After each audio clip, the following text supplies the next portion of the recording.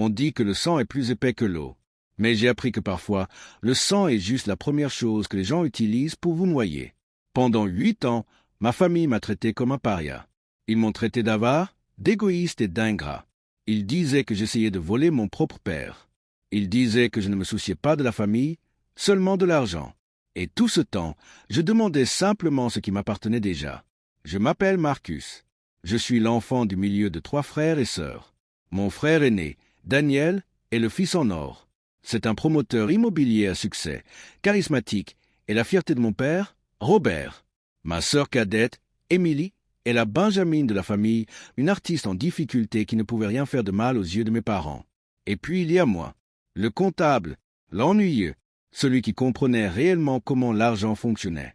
Il y a 15 ans, mon père a construit une entreprise de construction prospère à partir de rien.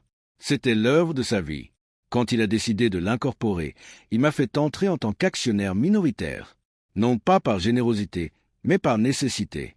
J'étais le seul dans la famille à comprendre la structure d'entreprise, le droit fiscal et la planification financière. « Tu posséderas 15%, m'a-t-il dit à l'époque, en me serrant la main comme si nous étions des partenaires commerciaux.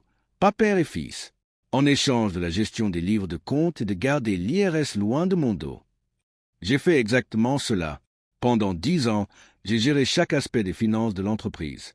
J'ai déposé les déclarations de revenus, j'ai géré la paie, j'ai négocié les contrats. Je n'ai jamais pris de salaire au-delà de ce qui était raisonnable pour le travail que je faisais. Je n'ai jamais demandé de dividendes. J'ai tout réinvesti dans l'entreprise parce que mon père m'a dit que c'était pour l'avenir de l'héritage familial. Puis, il y a 5 ans, mon père a subi un AVC. Il n'était pas mortel, mais il a laissé affaibli, partiellement paralysé et incapable de gérer les opérations quotidiennes de l'entreprise. C'est à ce moment-là que les choses ont changé. Daniel a vu une opportunité. Il est intervenu, convainquant notre père qu'il devrait prendre la relève en tant que PDG. « Papa a besoin de quelqu'un de fort à la barre », a-t-il dit au conseil d'administration. Marcus est juste un homme de chiffres. Il n'a pas la vision pour diriger. Je ne me suis pas battu. Je pensais que nous étions une équipe. Je pensais que la famille passait avant tout. Alors je suis resté en tant que directeur financier, continuant à faire le travail que j'avais toujours fait. Mais Daniel a commencé à faire des changements. Il a commencé à contracter des prêts massifs contre les actifs de l'entreprise. Il a commencé à attribuer des contrats de gré à ses propres ventures immobilières. Il a commencé à traiter le compte bancaire de l'entreprise comme sa tirelire personnelle.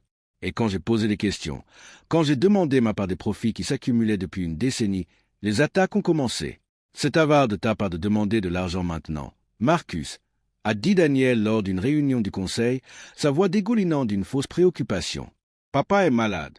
L'entreprise lutte. Et tu t'inquiètes pour ton dividende ?»« Je ne demande pas un dividende, ai-je expliqué calmement. Je demande les 15% d'actions qui sont les miens depuis 10 ans, les profits qui ont été réinvestis, la valeur qui a été construite. Tu essaies de voler ton propre père ?» a renchéri Émilie, ses yeux grands d'une indignation théâtrale. « Comment peux-tu être si égoïste? Papa a besoin de cet argent pour ses factures médicales. » C'était un mensonge. Les factures médicales de notre père étaient couvertes par l'assurance. Mais le récit avait été établi. J'étais le frère avare. J'étais celui qui essayait de déchirer la famille pour de l'argent. Pendant 8 ans, cela a continué. Chaque fois que j'ai mentionné ma participation au capital, on m'a fait taire. Chaque fois que j'ai demandé la transparence financière, j'ai été accusé de trahison. Les dîners de famille se sont transformés en interventions où mes frères et sœurs me faisaient la leçon sur ce qui compte vraiment dans la vie. Mes parents ont arrêté de me parler. Ils ont dit à leurs amis que je les avais abandonnés dans leurs moments de besoin. J'ai essayé d'être la personne la plus grande. J'ai essayé de laisser tomber. Mais en tant que comptable, je sais que si vous n'équilibrez pas les livres, éventuellement, la dette arrive à échéance. Puis, il y a 3 mois, notre père est décédé. Les funérailles étaient un spectacle. Daniel a prononcé un éloge funèbre qui a amené toute la congrégation aux larmes. Il a parlé de la force de notre père, de sa vision, de son héritage. Il m'a à peine mentionné. Quand il a fait, c'était avec un soupir de déception. Marcus voulait vendre l'entreprise, a-t-il dit aux endeuillés. Il voulait encaisser. Mais papa a tenu bon. Il voulait garder l'héritage intact pour la famille. C'était un autre mensonge. Je n'ai jamais voulu vendre l'entreprise. Je voulais juste ce qui était légalement à moi. Après les funérailles, Daniel a convoqué une réunion de famille. Il était maintenant le seul exécuteur testamentaire de la succession et l'actionnaire majoritaire de l'entreprise. Nous devons aller de l'avant, a-t-il annoncé, assis au bout de la table où notre père avait l'habitude de s'asseoir. L'entreprise va devenir publique avec une nouvelle vision. Et dans le cadre de cette structuration, nous devons résoudre le problème de l'actionnaire minoritaire. Je l'ai regardé. Tu veux dire mes 15%? Je veux dire le problème de tes revendications. A-t-il corrigé? Sont-on condescendant? Écoute, Marcus, nous savons tous que tu as été difficile. Nous savons tous que tu as causé beaucoup de stress à papa au fil des ans.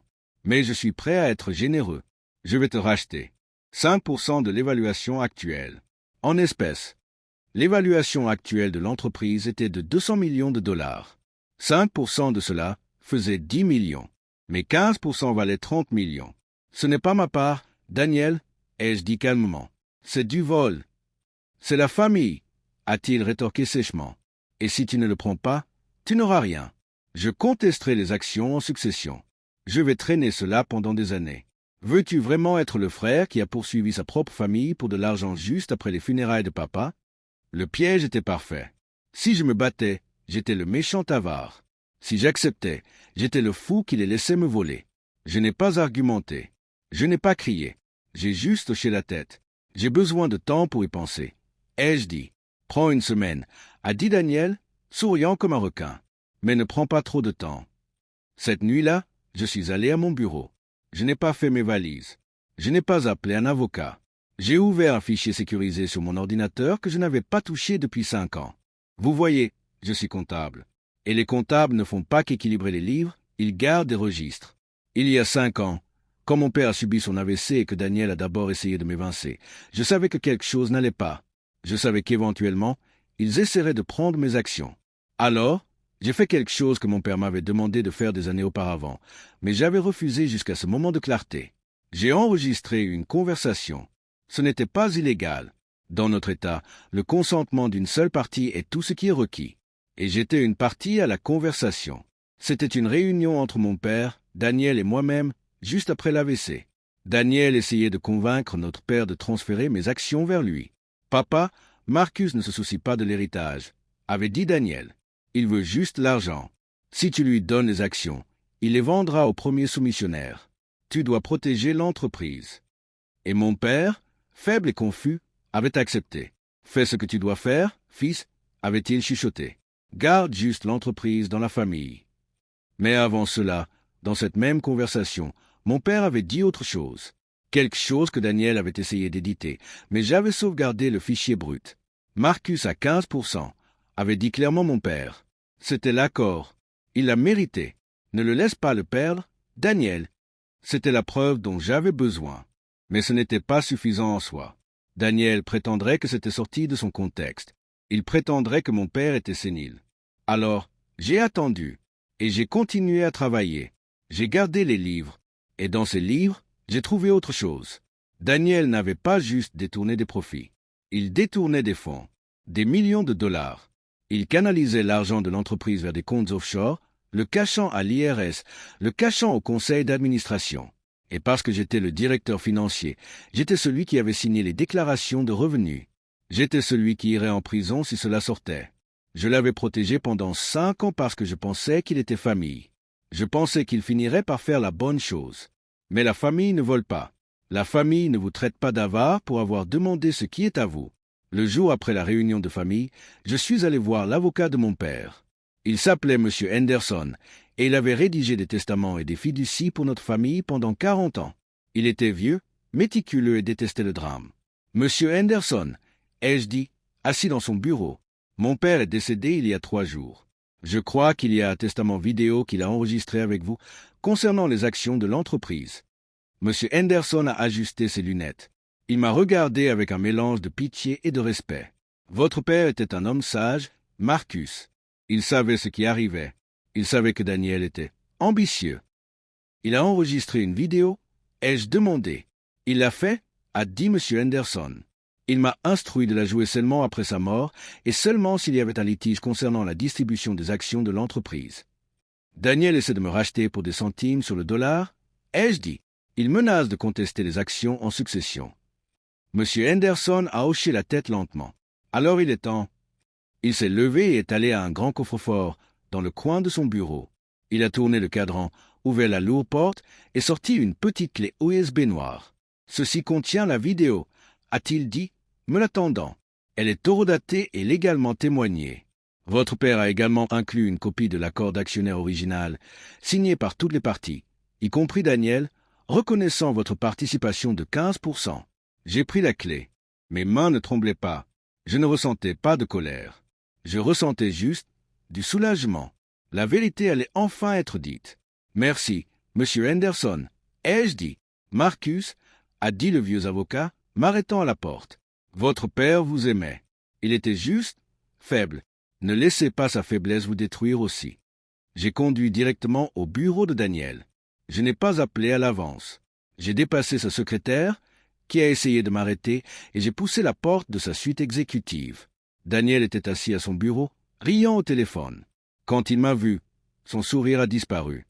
Marcus, a-t-il dit, raccrochant. As-tu pris une décision? Je t'ai dit, l'offre expire vendredi. Je n'ai pas besoin jusqu'à vendredi, ai-je dit, marchant vers le grand écran sur son mur.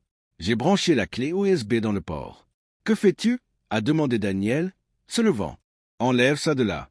Tu ne peux pas juste brancher des clés USB aléatoires sur mon ordinateur. Ce n'est pas une clé USB aléatoire, ai-je dit. C'est le testament vidéo de papa. Monsieur Henderson me l'a donné. Le visage de Daniel est devenu pâle. Papa n'a pas enregistré de testament vidéo. Il était trop malade. Il a enregistré il y a 5 ans, ai-je corrigé, juste après son AVC, quand tu as d'abord essayé de le convaincre de prendre mes actions. J'ai cliqué sur la souris. L'écran s'est allumé. Il y avait mon père, ayant l'air plus jeune, assis dans le bureau de M. Henderson. Il avait l'air fatigué, mais ses yeux étaient clairs. « Si vous regardez ceci, a dit mon père, sa voix stable, alors je suis parti, et il y a un litige sur mon entreprise. » Daniel a essayé de se précipiter vers la souris, de débrancher la clé, mais je me suis placé devant lui. « Assieds-toi, Daniel. » À l'écran, mon père a continué. « Je veux clarifier une chose.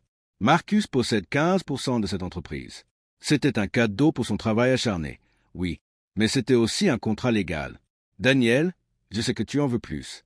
Je sais que tu penses que Marcus ne le mérite pas. Mais il le mérite. Il a gardé cette entreprise en vie quand je ne le pouvais pas. Il nous a protégés de l'IRS.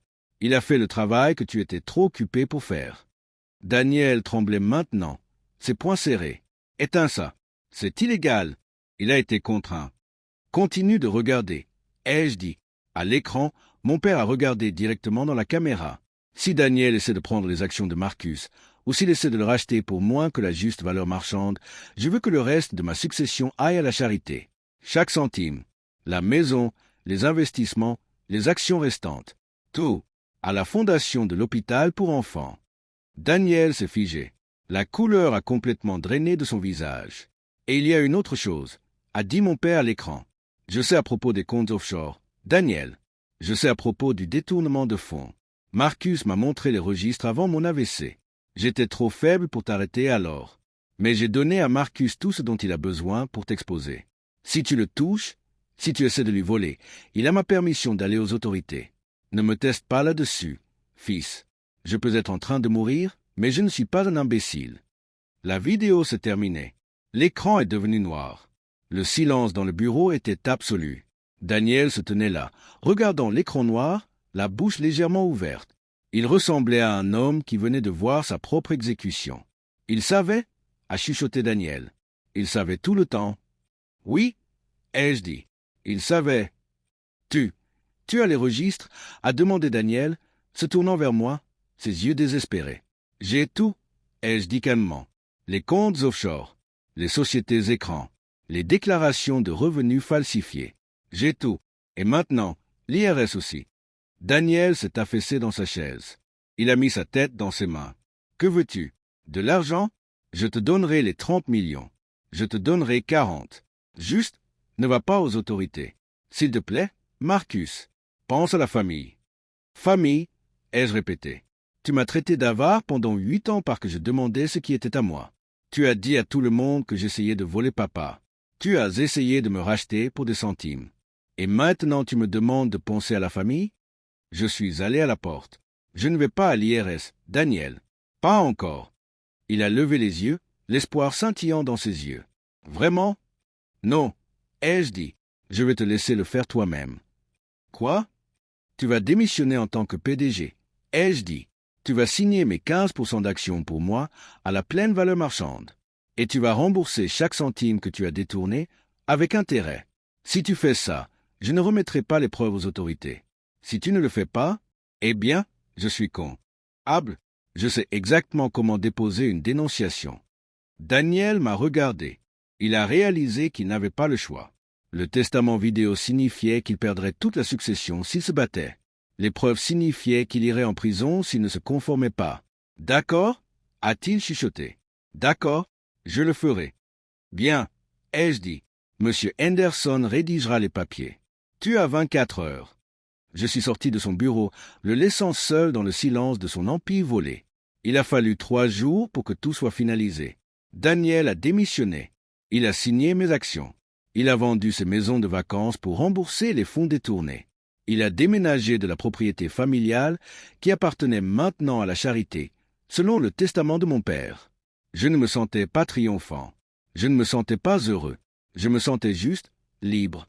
Le poids de 8 ans de mensonges, d'être traité d'avare, d'être traité comme un voleur, était enfin parti. Ma sœur Émilie a essayé de m'appeler, pleurant, disant qu'elle ne savait pas que Daniel faisait ces choses. Je n'ai pas répondu. Elle avait laissé faire et les avait laissés me traiter de voleur pendant 8 ans. Elle avait choisi son confort plutôt que la vérité. Elle peut vivre avec ce choix. Je dirige toujours l'entreprise. Je fais toujours les livres, mais maintenant, je le fais pour moi. Et je m'assure que chaque centime est comptabilisé, parce que j'ai appris une leçon précieuse de ma famille. Le sang ne fait pas de vous une famille. La loyauté, oui. Et la confiance? La confiance est juste un numéro sur un bilan. Si ça n'additionne pas, éventuellement, vous devez l'auditer. Et parfois, l'audit détruit tout.